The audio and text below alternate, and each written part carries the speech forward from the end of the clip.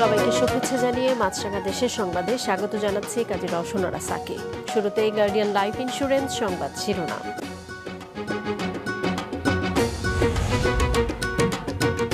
নদীর পানি কমায় দেশের উত্তর পূর্ব ও উত্তরাঞ্চলে বন্যা পরিস্থিতির উন্নতি, আশ্রয় কেন্দ্র ছেড়ে বাড়ি ফিরছে মানুষ, গাইবান্ধায় ভাঙন।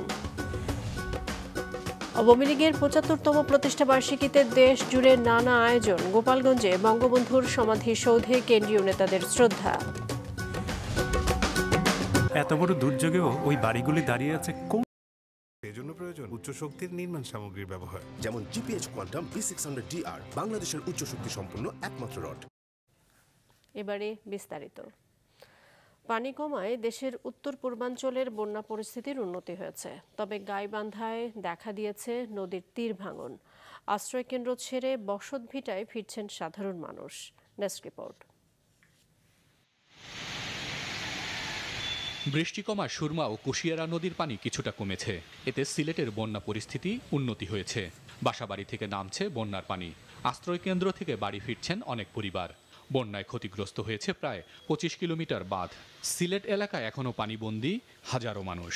সুরমা ও কুশিয়ারা নদীর পানি এখনও বিপদসীমার উপর দিয়ে প্রবাহিত হচ্ছে। ২৫ কিলোমিটারের মতো আমাদের বাঁধ ক্ষতিগ্রস্ত হয়েছে এবং বিভিন্ন জায়গায় বাঁধ টপকিয়ে ভাঙনের সৃষ্টি হয়েছে, এবং এই ক্ষতিগ্রস্ত স্থানসমূহ মেরামত করতে হচ্ছে আমাদের প্রায় ১৫ থেকে ২০ কোটি টাকা খরচ হবে। হবিগঞ্জে উঁচু এলাকা থেকে পানি নামলেও তলিয়ে আছে নিম্নাঞ্চলের রাস্তাঘাট। পানিবন্দী হয়ে পড়েছে কয়েক হাজার মানুষ। আমার গরু তো বুক পানি বাড়ি, বাচ্চা ছেলে তো আমরা আশ্রয় মানুষ, আশ্রয় বাড়াটি করলো রামগিয়া। আমরা বাড়ি ঘরে বাড়ি আমরা তো বাড়িও নাই, আমি আর বাড়ি থাকি। রংপুর, কুড়িগ্রাম ও নেত্রকোনার বন্যা পরিস্থিতির উন্নতি হয়েছে, তবে এখনও পানিবন্দী আছে হাজার হাজার মানুষ। ক্ষতিগ্রস্ত হয়েছে অনেক কাঁচা পাকা সড়ক। পানি আসেন, এখন একটু পানি কমছে, এখন একটু চলাফেরা করা যাইতেছে, আগে তো চলতেই পারছি না। সবচেয়ে সমস্যা হয়েছে বাচ্চাদের নিয়ে গিয়ে, বাচ্চারা যখন সবসময় পানিতে নেমে যায়, বাচ্চাদের অসুখ বিসুখ হয়ে যায়। বন্যায় দুর্গতি খুব, গাড়ি ঘোড়া চলা আমার খুব অসুবিধা হয়েছে, নৌকা চলাচল খুব অসুবিধা। ১ হাঁটু পানি সকালবেলা গেছি, আবার ১ হাঁটু পানির মধ্যে আবার যাবাছি। ভাঙন রক্ষার্থে আমরা ৫,০০০ জি অবস্থা সরবরাহ নিব ঠিকাদারের মাধ্যমে। সেক্ষেত্রে আমরা অধিক ঝুঁকিপূর্ণ এবং গুরুত্বপূর্ণ স্থাপনা বিবেচনা করে এই জি অবস্থা দ্বারা এই বর্ষাকালীন সময়ে আমরা ভাঙন প্রতিরোধের জন্য ব্যবস্থা রেখেছি। গাইবান্ধায় পানি কমার সাথে সাথে দেখা দিয়েছে নদীর তীরের ভাঙন। জিও ব্যাগ ফেলে ভাঙন রোধের চেষ্টা করলেও তা কাজে আসছে না। আতঙ্কে নদী পাড় থেকে ঘর সরিয়ে নিচ্ছে সাধারণ মানুষ। ৩০০-২৫০ ঘরের মতো হবে। এরা এখান থেকে ভাঙিয়ে অনেক দূর দূরান্তে চলে গেছে। বসত বাড়ি সব ভাঙি চুরিয়েছে, এই নদী ভাঙনের ভয়তে থাকে গেছে। বন্যা পূর্বাভাস ও সতর্কীকরণ কেন্দ্র জানিয়েছে ব্রহ্মপুত্র ও যমুনা সহ ৫৪টি নদ নদীর পানি কমছে, বাড়ছে পদ্মা সহ ৫৫টি নদীর পানি। ৩টি নদীর পানি ৬টি পয়েন্টে বিপদসীমার উপর দিয়ে প্রবাহিত হচ্ছে। হাসান মেহেদি, মাছরাঙা নিউজ ডেস্ক। সারা দেশে নানা আয়োজনে পালিত হচ্ছে আওয়ামী লীগের ৭৫তম প্রতিষ্ঠাবার্ষিকী। এ উপলক্ষে গোপালগঞ্জের টুঙ্গিপাড়ায় জাতির পিতা শেখ মুজিবুর রহমানের সমাধিতে শ্রদ্ধা জানান আওয়ামী লীগের কেন্দ্রীয় নেতারা।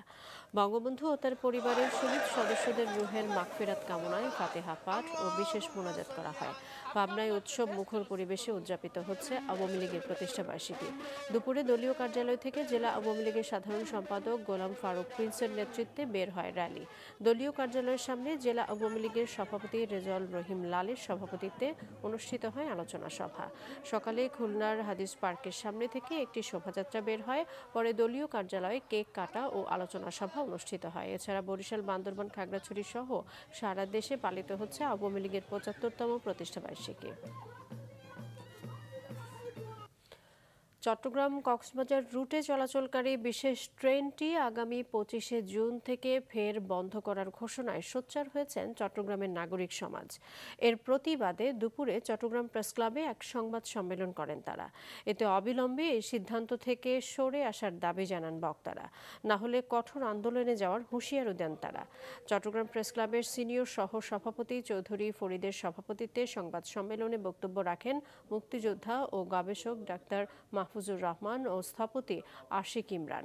কক্সবাজার জেলা আওয়ামী লীগ নেত্রী নাজনীন সরওয়ার কাবেরী সহ আরও অনেকে বারবার ট্রেন বন্ধ করাকে একটি মহলের ইন্ধন বলেও অভিযোগ করেন তারা। একই সাথে এই রুটে নিয়মিত আরও ট্রেন যুক্ত করার দাবি জানানো হয় সংবাদ সম্মেলনে। চট্টগ্রামে কর্ণফুলী নদীতে ফেরির সঙ্গে ধাক্কা লেগে নৌকা উল্টে নিখোঁজ ব্যক্তির সন্ধান এখনও মেলেনি।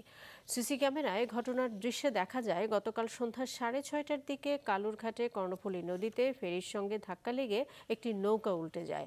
এতে নৌকায় থাকা যাত্রীদের কয়েকজন পানি থেকে উঠতে পারলেও আফসার উদ্দিন কাজল নামে একজন পানিতে তলিয়ে যায়। নিখোঁজ আফসার উদ্দিন কাজল কর্ণফুলী নদীর পূর্ব প্রান্ত বোয়ালখালী উপজেলার পূর্ব গোমদণ্ডী এলাকার বাসিন্দা। তিনি পল্লী বিদ্যুৎ সমিতি 1-এর নির্বাচিত পরিচালক। খবর পেয়ে তাকে উদ্ধারে অভিযানে নামে ফায়ার সার্ভিস ও তাদের ডুবুরি দল। পরের রাতে অভিযান স্থগিত করা হলেও আজ আবারও তার সন্ধান করছে ফায়ার সার্ভিস।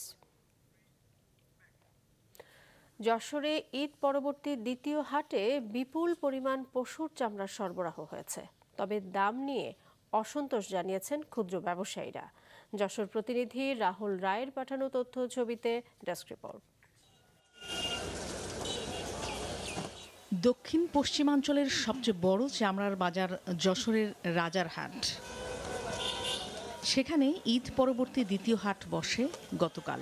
গোপালগঞ্জ, ফরিদপুর, রাজশাহী, পাবনা ও নাটোর সহ খুলনা বিভাগের 10 জেলার অন্তত 10,000 ব্যবসায়ীর সমাগম ছিল সেখানে। তাদের অভিযোগ, সরকার নির্ধারিত দামে চামড়া কেনাবেচা না হওয়ায় গুনতে হয়েছে লোকসান। বাধ্য হয়ে চামড়া ফেলে দেওয়ার কথা বলছেন অনেকে। লবণ খরচা দিয়ে, গাড়ি খরচা দিয়ে আমাদের অনেক টাকা লস হয়ে যাচ্ছে। এই জন্য আমরা 40 পিস আমরা এখনো বিক্রি করতে পারিনি। 40-45 পিস মতো বিক্রি হয়েছে, আর সব কিছু পড়ে গেছে। এখন এগুলো বিক্রি দেওয়া হচ্ছে না, এগুলো তো হয় জলে ফেলাই, তো নাহলে পুঁতে রাখতে হবে। আমরা এই জায়গায় 6 জন লোক আইছি। আমাকে মনে করেন এই হাটের আসটি তো 20,000 টাকার মতো খরচ পড়েছে গাড়ি ভাড়া দিয়ে, কিন্তু সেই পরিমাণ আমরা লাভ করতে পারছি না। আমাদের আরো মনে করেন 50-60,000 টাকার মতো লস যাচ্ছে। এখানে মৌসুমি ব্যবসায়ীরা তাদেরকে যদি এবার লোনের আওতায় আনা যায়, তো ট্যানারি মালিকদের যে 2% হারে লোন দেওয়া হয়, এদেরও যদি লোন দেওয়া হয়, তো ব্যবসায়ীদের অনেকেই টাকার অভাবে কিন্তু চামড়া ক্রয় করতে পারেনি। এদিকে ট্যানারি মালিক ও আড়তদারদের দাবি, সরকার নির্ধারিত দামে চামড়া কিনছেন তারা। মৌসুমি ব্যবসায়ীরা গ্রাম থেকে চড়া দামে চামড়া কিনে লোকসানে পড়েছেন। 2500 টাকায়ও চামড়া কিনছি, আমি 2000ও কিনছি, 1000 টাকায়ও কিনেছি। কারণ চামড়ার মান ভেদে কিন্তু চামড়ার দামটা হয়। ভালো চামড়ার ভালো দাম, খারাপ চামড়ার খারাপ দাম। তা সেই হিসাবে সব মিলিয়ে বাজার খারাপ না, বাজার মোটামুটি ভালো। এদিকে কাঁচা চামড়া পাচার ঠেকাতে বিজিবির পাশাপাশি নজরদারি বাড়ানোর আশ্বাস দিয়েছে পুলিশও। চামড়া সংরক্ষণের সাথে জড়িত তাদের সাথে ইতিমধ্যে আমরা মিটিং করেছি। তাদের যে ধরনের আইনগত সহযোগিতার প্রয়োজন আমরা প্রস্তুত আছি। আর আপনারা জানেন যে ঈদুল আজহার পরে একটা বিপুল পরিমাণ চামড়া সংরক্ষণ করা হয়, এবং এই চামড়া যাতে পার্শ্ববর্তী দেশে কোনোভাবে পাচার না হয়ে যায় সেই বিষয়গুলো আমরা মাথায় রেখে আগে থেকে আমাদের যে জেলা বিশেষ শাখা আছে এবং ডিটেকটিভ ব্রাঞ্চ যারা আছে তারা ইতিমধ্যে কাজ করছে। ঈদ পরবর্তী দ্বিতীয় হাটে অসংখ্য ছাগলের চামড়ার পাশাপাশি 30 থেকে 35 হাজার গরুর চামড়া সরবরাহ হয় রাজারহাটে। তৃতীয় হাট বসবে আগামী মঙ্গলবার। মাছরাঙা নিউজ ডেস্ক। নওগাঁয় মরহুম ময়জউদ্দিন আহমেদ ও মরহুমা রোকেয়া বেগম ফাউন্ডেশনের উদ্যোগে অনুষ্ঠিত হয়েছে ফ্রি মেডিকেল ক্যাম্প। গতকাল শহরের দক্ষিণ কালীতলা মহল্লায় ময়জউদ্দিন মাস্টারের বাসভবনে দিনব্যাপী এই ক্যাম্পে বিনামূল্যে সেবা ও ওষুধ নেন 2000 রোগী। চট্টগ্রাম USTC মেডিকেল কলেজের বিভাগীয় প্রধান ডাক্তার মাফরুফা খানম পরাগ সহ 20 জনের একটি চিকিৎসক দল এ স্বাস্থ্যসেবা দেন। 2012 সাল থেকে বছরে একদিন ময়জউদ্দিন আহমেদ ও রোকেয়া বেগম ফাউন্ডেশন এমন আয়োজন করে আসছে। মাছরাঙা দেশের সংবাদ শেষ করার আগে গার্ডিয়ান লাইফ ইন্স্যুরেন্স সংবাদ শিরোনামগুলো আরও একবার। নদীর পানি কমায় দেশের উত্তর পূর্ব ও উত্তরাঞ্চলে বন্যা পরিস্থিতির উন্নতি, আশ্রয় কেন্দ্র ছেড়ে বাড়ি ফিরছে মানুষ, গাইবান্ধায় ভাঙন। আওয়ামী লীগের ৭৫তম প্রতিষ্ঠাবার্ষিকীতে দেশ জুড়ে নানা আয়োজন, গোপালগঞ্জে বঙ্গবন্ধুর সমাধিসৌধে কেন্দ্রীয় নেতাদের শ্রদ্ধা। এই ছিল এখনকার মতো। ফেসবুকে আপডেট পেতে ভিজিট করুন মাছরাঙা টেলিভিশনের পেজে, ইউটিউব চ্যানেলে দেখতে পারেন আমাদের সংবাদ, প্রতিবেদন এবং অনুষ্ঠান। আমাদের পরবর্তী সংবাদ সন্ধ্যা ৭টায় দেখার আমন্ত্রণ রইল।